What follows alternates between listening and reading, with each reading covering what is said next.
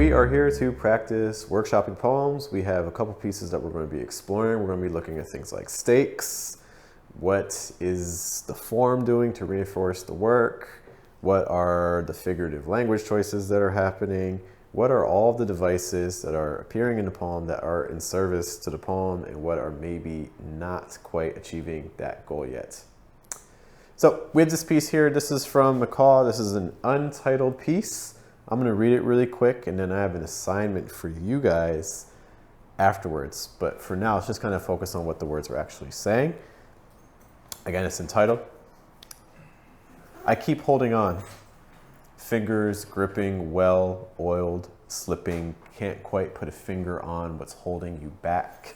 It isn't me, or is it? I keep holding on to the good times, forgetting about the fire we passed through that got us here. I wonder why life would be like if should have, could have, would have, hindsight, seeing through blind eyes, Alice's looking glass. Can't quite capture the essence of our future when we can't get past our past. No direction, headed nowhere. I swear, if I could do it all over, I would. But holding myself accountable is lynching myself in present day. Can't kill myself enough. So I die another day, trying to prove my love for you in vain. So the way we're going to handle our workshop, guys, is what I'm going to do. I want you to leave 2 or 3 comments, questions, or suggestions for the piece. Okay, so I want you to read it. I want you to think of 2 comments, questions, or even suggestions that you see here. What's going to happen is we're then going to raise them to the group, and we're going to vote and discuss each one to see if it's a consensus for everybody, or do we have some differing opinions. So that way we can try to give our poet lots of different things to think about in terms of the interpretation. I should also add praise. So if there's a thing that you think we should add praise. Because it's something that we may like, that we think is strong, maybe other people may have a differing opinion about. So the way this typically works is that the poet would be here, and they would then be able to kind of choose which ones they would like us to address as a group. Okay. Since we don't have that privilege, we'll just kind of go through these things and see what our own communal thoughts are. So I'm just going to kind of go through each of these, because there's not too many, and then we'll kind of explore our thoughts. So this first question was, or first point was, ground the poem in more literal situations. The stakes are being stated, but they're not shown. A lot of figure of speech language. Okay, let's talk about figure of speech language. Where do you guys see figures of speech language? Just gonna find some things. We can't get past it. Where do you see that? Past our past. Can't get past our past? Yeah. Other places where you're seeing figures of speech language? Alice's looking glass. Okay. When you say figures of speech language, what do you mean by that exactly? Like, things that like a figure of speech, like when people say like looking through the looking glass. It's like that's supposed to, they're depending on the context. Like that's not necessary. That's not literally saying you're looking through Alice's looking glass. You're saying something else, like figuratively. Mm-hmm. Also kind of seems like it's almost getting into cliche territory a little bit too. I was going to say that. But okay. But Okay. Okay. Because I don't think it's exactly the same thing, but I think they can run in parallel. I think figures of speech tend to be, or they're going to become cliche if used well. Like, so like props. I don't know when it was made, but like maybe like a couple years after Alice in Wonderland is like published, or like somebody says like through the looking glass, I'm like, that's brilliant. I never thought about that. But then like in 2024, that's like a little different. Gotcha. Okay. Other figures of speech that you guys see? Lynching is, but holding myself accountable is lynching myself. That feels, that's a figure of speech. Not a super popularly used one, but yeah, I want to come back to that point later, but okay. baby, like, how can you, if you can't kill yourself enough, how do you die another day? I think we can talk about that a little bit later. If I hear that. Probably can't quite put your finger on something. Even a phrase like holding you back. Good times. Should be like keep I think even in just a phrase like if I could do it all over, I would. That sort of concept to me. Yeah. And I think a lot of what this kind of comes back to is how can I present the idea that we have in mind, I think may not have an issue, but how can I present it in a way that feels fresh and new and sincere to our reader? I think it's really key. Any other points about the first item here? So grounded poem more literal, stakes are being stated, not shown, a lot of figurative speech. Any other? I think that the first 4 lines, probably first 5. So I keep holding on, 6, fingers 7, gripping, yeah. well oiled. The first like 7 retroactively become figurative because we end up finding out that when we're saying, I keep holding on, fingers gripping, well oiled, slipping, can't quite put a finger on, what's holding you back? Like all of those are actually figurative. Those aren't like we're not literally holding on. Like we're not literally holding on to something. We're like we're not literally holding on to something in the way that makes it literal by saying fingers gripping, well oiled. You know. Mm-hmm. So it's all kind of reference to the idea. I can't quite put a finger on. Yeah. I see. So it's like yeah, but that's it. Okay. There's a good poem is a little confusing. Let's hold on that point for a moment, although I would ask you to kind of think about what specifically is that confusion. The stakes are being stated but not shown. What are the stakes? Okay, so there's a couple.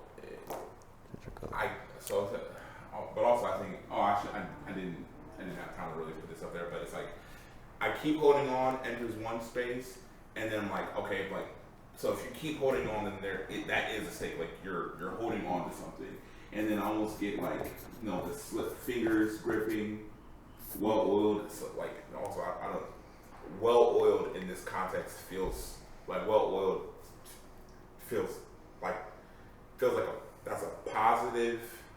There's a positive connotation attached to something being well oiled. Like it's a well oiled machine. This is you know what I mean. So, but it's like well oiled in the context of fingers gripping.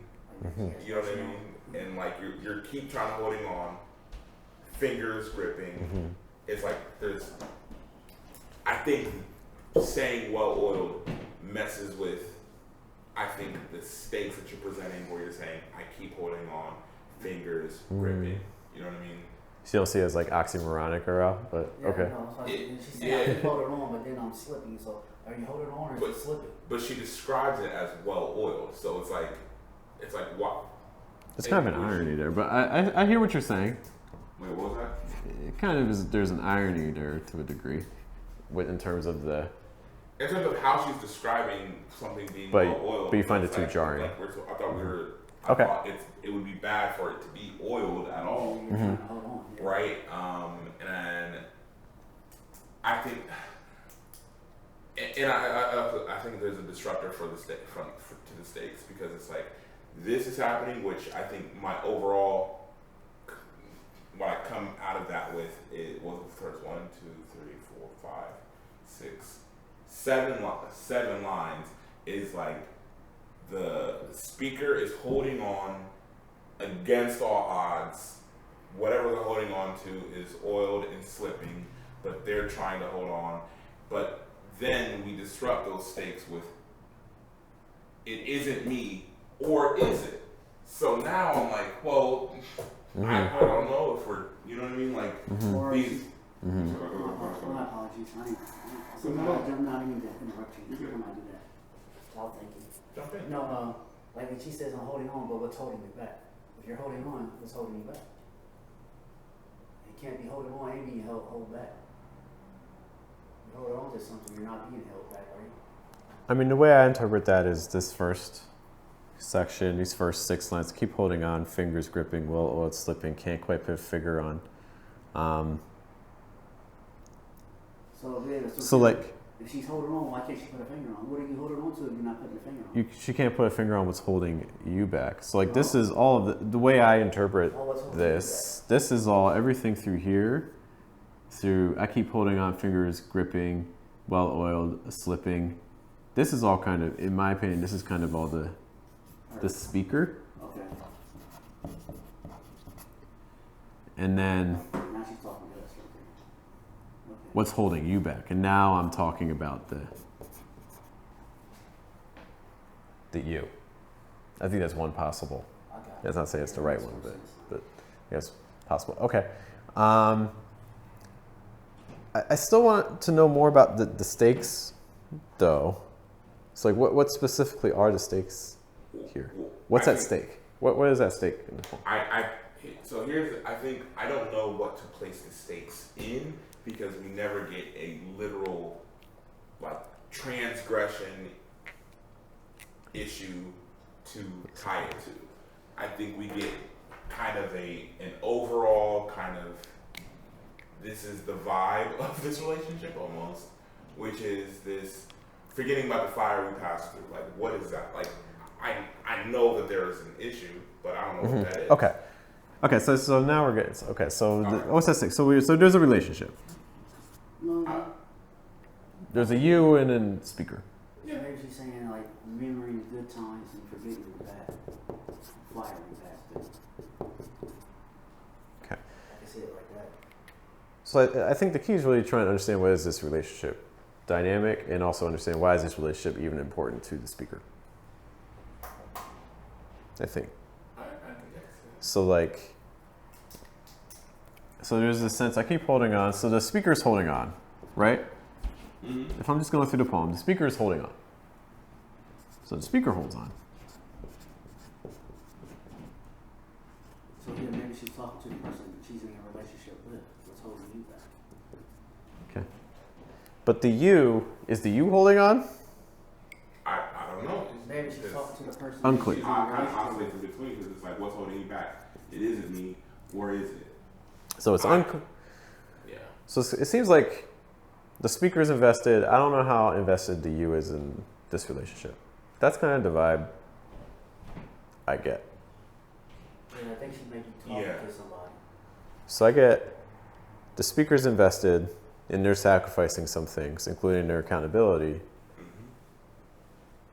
It's unclear if the you is doing it, and it seems like the answer to that might be no. No. Does that It's holding you back. seem fair? Okay. So, I mean, and maybe I don't know if we're focusing above or below, but I think that there is a Kind of the whole thing, because I'm trying to understand the state. What we say, the stakes are being stated, and the stakes are. Everything is leading to the stakes, so I think it's okay to look at everything. okay. So if that's the case, then I think it's here's what's kind of confusing to me about again. This is when we're talking about the stakes in relationship to the reader or the speaker and the you. Is that I don't know. It might be accidental, but I feel like there's like this. I did something wrong, and because I did something wrong, we have this friction in our relationship, and I really want the relationship, but because of what I did wrong, I don't know. It doesn't seem like you want the relationship because we have headed nowhere, no direction. Yeah. So If I could do it all over, I would. But holding myself accountable is lynching myself. So it's like there's this. I feel like there's this like, and again, I don't have something literal to tie it to. I just have this kind of overarching kind of like feeling. But by holding myself accountable is lynching myself, which directly ties accountability to like a very visceral image that is followed up 2 lines later with can't kill myself enough. So it's like it's this very visceral, like it's very visceral, but not literal, except for those two images. Those are the two images that I'm like, okay, holding myself accountable is lynching myself. It's not like lynching yourself. It's not close to. It's not the feeling of. Holding myself accountable is lynching myself. In present day, can't kill myself enough, so I die another day. So it's like being accountable is death, right. and I can't kill myself enough times for whatever these purposes is. So I withhold killing myself to another time. But the thing that I don't understand, and this is what is weird, is that is done in an effort to prove my love for you. So you're withholding accountability, which is killing yourself. You're withholding accountability because you're trying to prove your love for the you that is. There's a very similar to the notes I had, so I'm okay. This ending. There's a lot. Everything from, I mean, I don't think anyone mentioned turns here. Probably, if there's a turn in this poem, it's probably right there. Turns very often indicate themselves with a single word choice, like yet, but, however, or like a structural shift. I mean, there's no other line that's doing anything like that. So it seems that this may be, on these kind of initial cold reads, that this is where the turn is. Okay. I've heard somebody say before, like when you put but in, it's like it erases the things you say before. It's like, no, it doesn't. It does. It's a very dangerous word speech. It doesn't either, though. It's because like I would say that I think the construction of the poem makes it, the reason why the construction of the poem makes it hard for me to call it, for me to qualify that as the turn, which I don't necessarily have a problem with it necessarily, but I think it's like there's like a construction here that's like, I keep holding on appears twice, like as a line. I keep holding on and I keep holding on. And it's odd because I keep holding on, it's interrupted right before it happens again. It's interrupted by this, it isn't me or is it? This weird, like, right. I don't know, it is me or it isn't me. And so there's like this kind of oscillating that makes it like, you've removed the tension that I was thinking was here, because now you're introducing this thought of all that tension could be me too. You know what I mean? Like it could be me that's actuating the tension here, this issue here.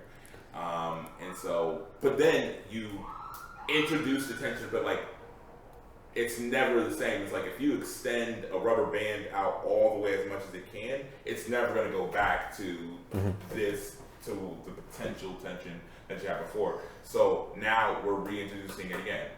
I keep holding on to good times, forgetting about the fire we passed through. Like, I mean, I don't. There's stuff that you might be able to put there. Like, you know what I mean? Like, but I think it's written, and I think that there's like another half of whatever of somebody else is recalling that it's speaking to. Like, this poem is directly speaking to somebody who would know exactly what the speaker is talking about when they say, I keep holding on to the good times, forgetting about the fire. You know what I mean? Like, what does that mean? But you don't ground it anywhere for me as the reader to be like, this is what you mean. But there's a specific reader that's going to hear that and be able to connect it to like something like very literal. Which is just to say that, like, I would agree that feels like a turn, and that does feel like a turn in this poem. But it also feels like, because of how it's constructed, it's like, can't quite capture the essence of our future. Is like, when we can't get past our past, no direction, headed to where, if I could do it all over, I would. Like, that feels like, because I don't even know what they're saying. If I could do it all over, I would. Everything else seems like unsure. I don't, like, we can't quite make it through this. We can't do this. We passed through.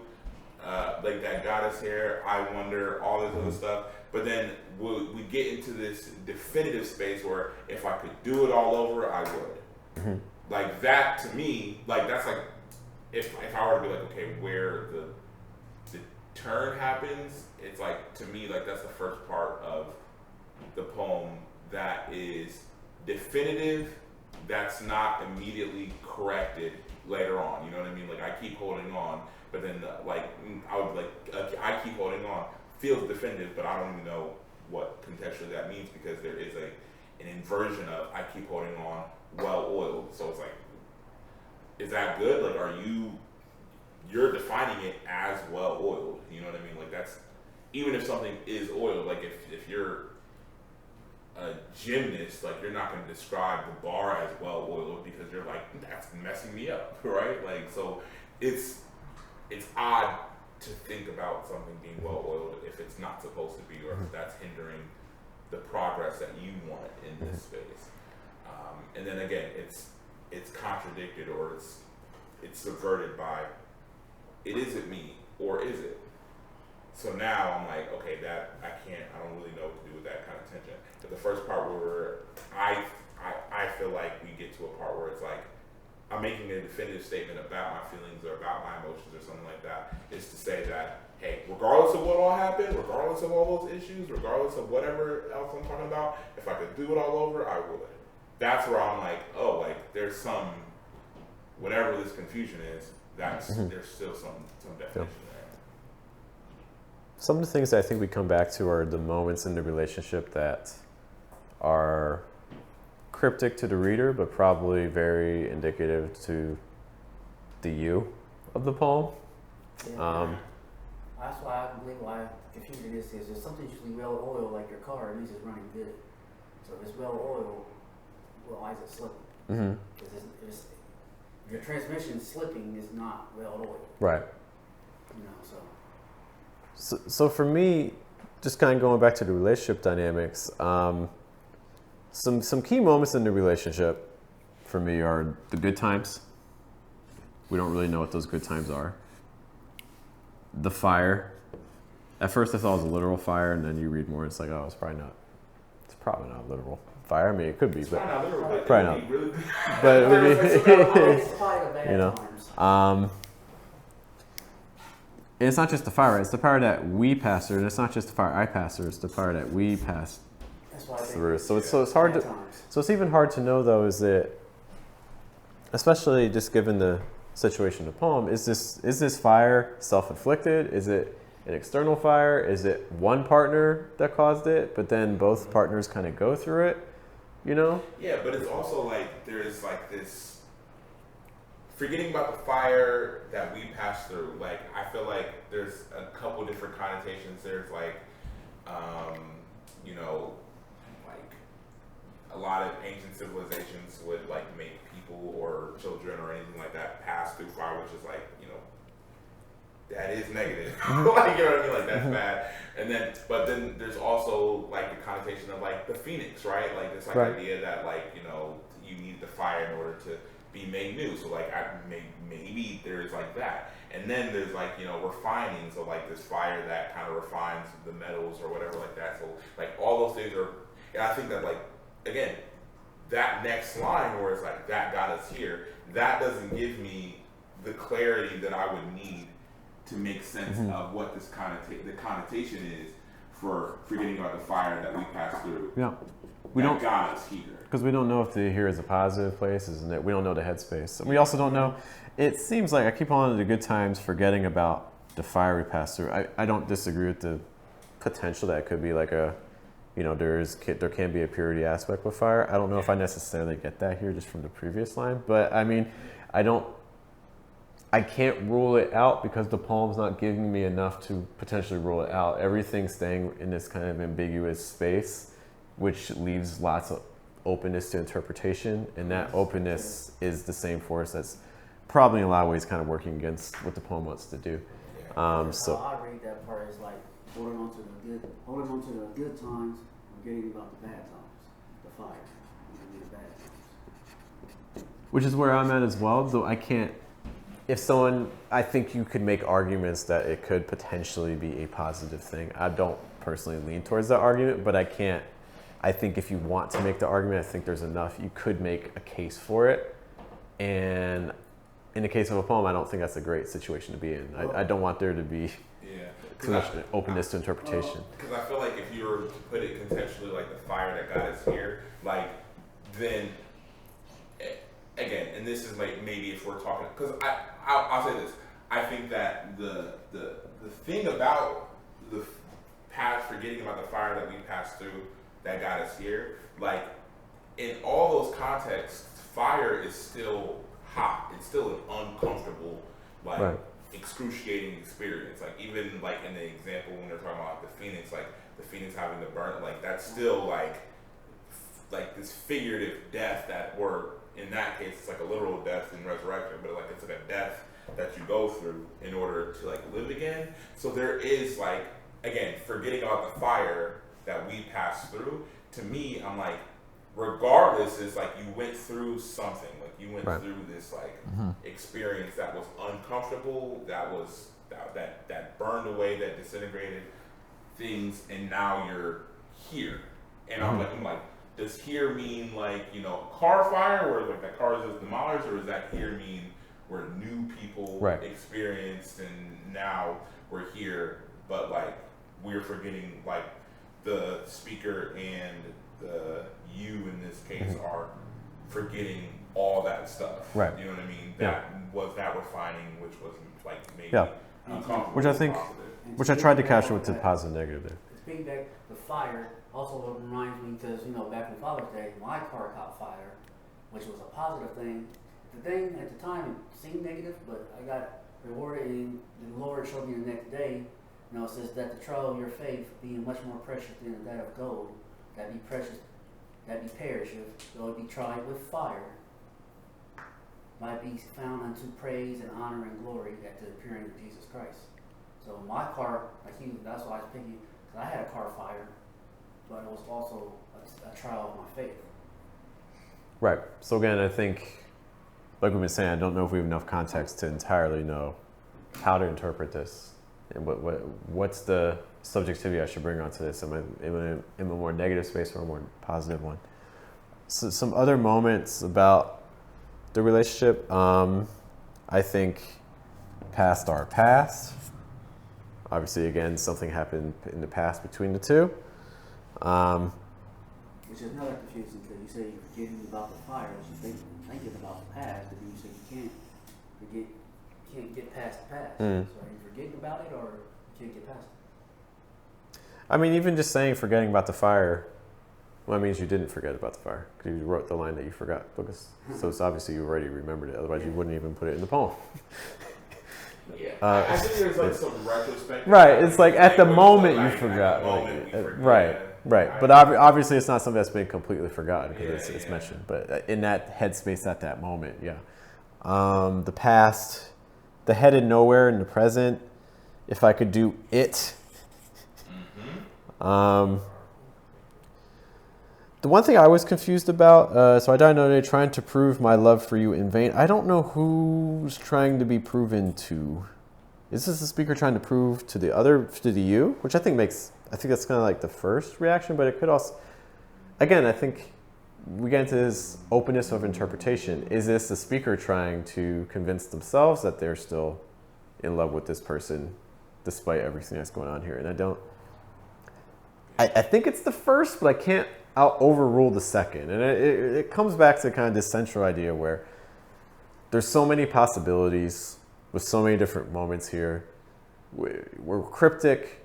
We're not really allowing the reader to enter the headspace of the poem in the direction that everything that the speaker is feeling.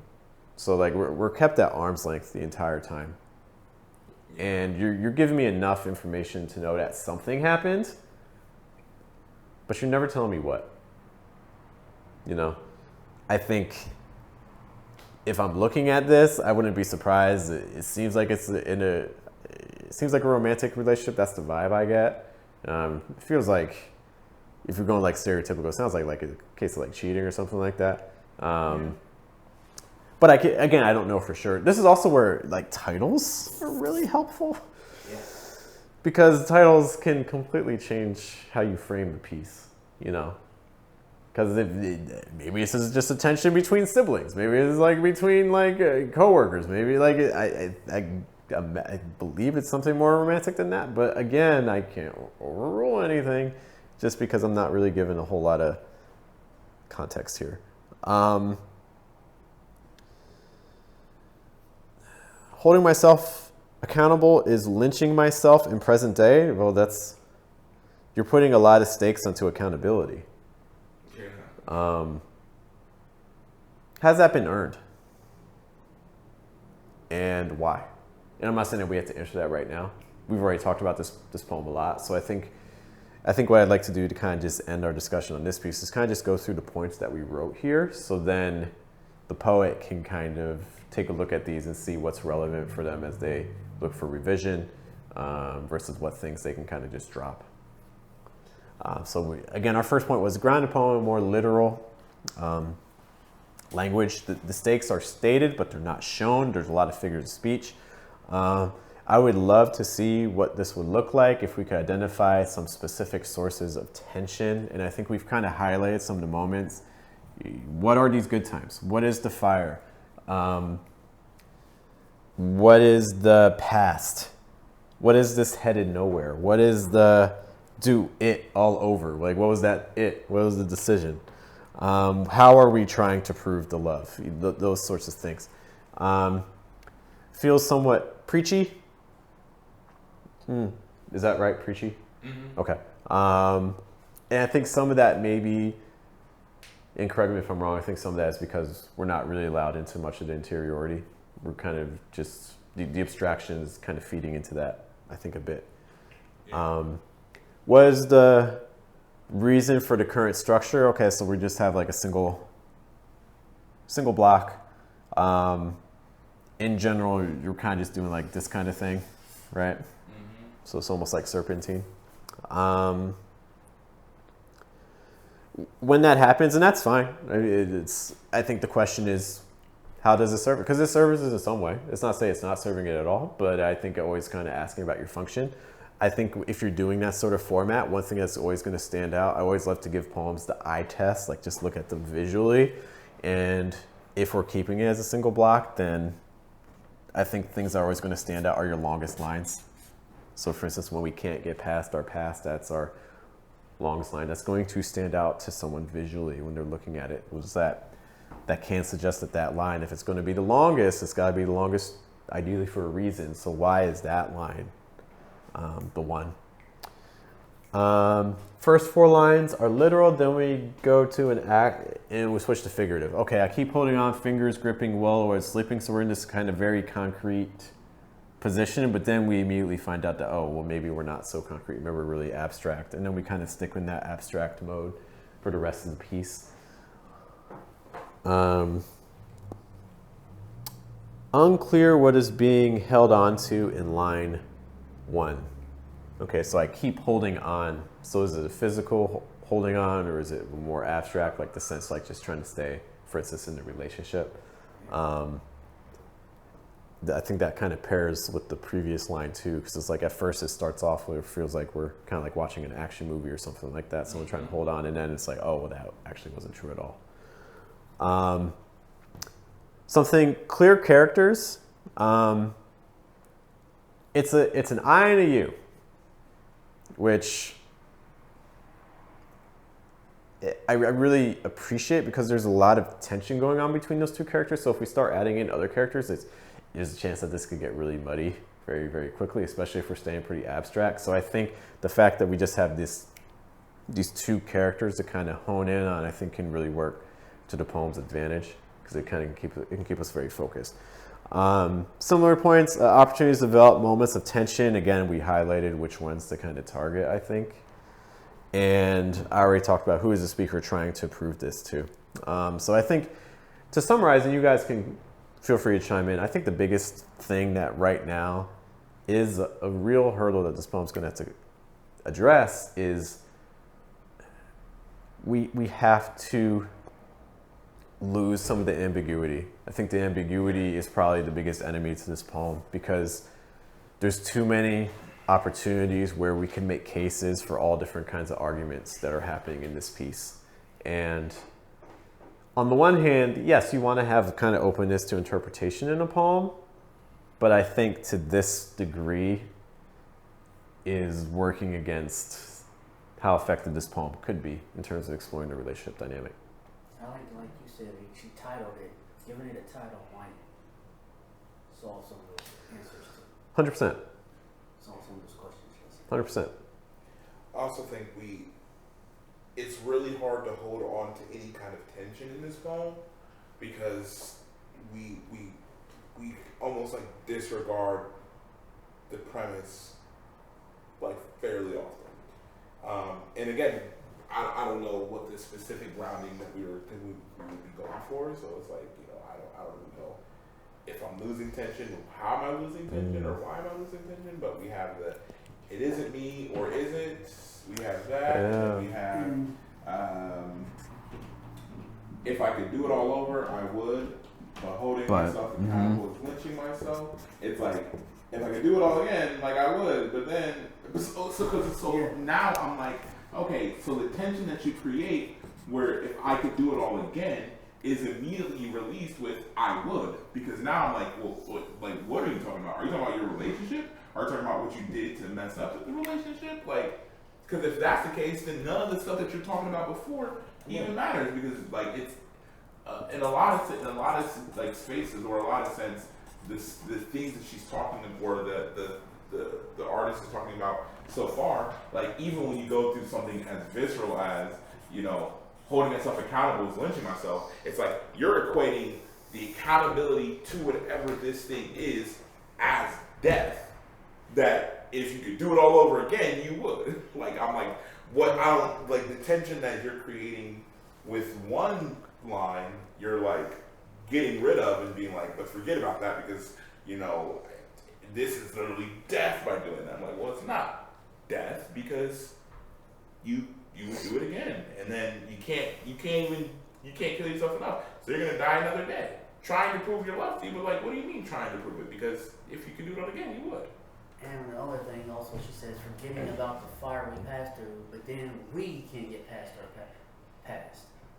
She's forgetting about it. She forget about it. She say, you can't forget about our past. But she says we, so either you're forgetting about the fire we went through, but you can't forget back. You can't get past it. Which one is it? I mean, I think that the speakers really established themselves that their reliability is a bit. She's confused. Potentially, yeah. I try to highlight some moments where there's reversals. So again, it isn't me, or is it forgetting about the fire? I keep holding on to good times, forgetting about the fire. If I could do it all over, I would, but holding myself accountable is lynching with the butt. Can't kill myself enough, so I die another day. Okay, things like that. Okay. Thanks to the poet for allowing us to check out the poem. Appreciate the feedback from our members here.